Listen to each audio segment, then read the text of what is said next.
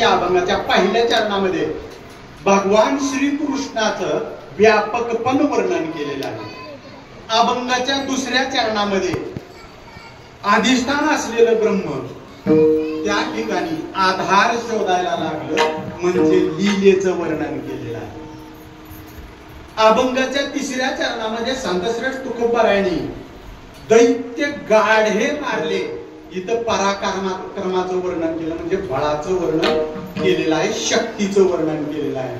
आणि सगळ्या कलेचा तो दाता किंवा त्याच्या अंगात सगळ्या कला आहेत याचं वर्णन अभंगाच्या चौथ्या चरणामध्ये तुकोबाराय सांगतात। सगळ्या कलेचा निर्माता कलाकार तोच आहे।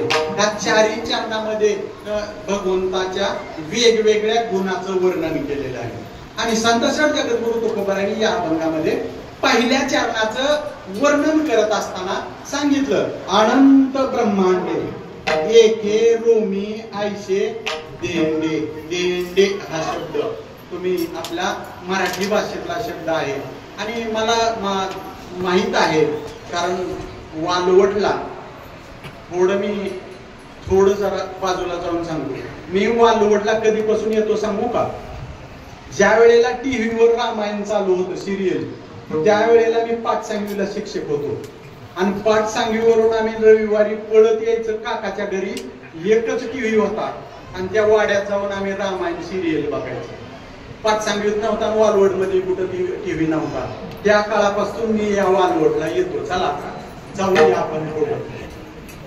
संतश्रेष्ठ जगद्गुरु तुकोबाराय अभंगाच्या पहिल्या चरणामध्ये व्यापकपणाचं वर्णन करताना सांगतात, अहो तो गवळ्याच्या घरी जा आहे ना, त्याचं एवढं व्यापकपण आहे, त्याच्या एका एका केसामध्ये अनंत ब्रह्मांड आहेत। आणि जो आनंद ब्रह्मांड आहे तो कुठं आहे?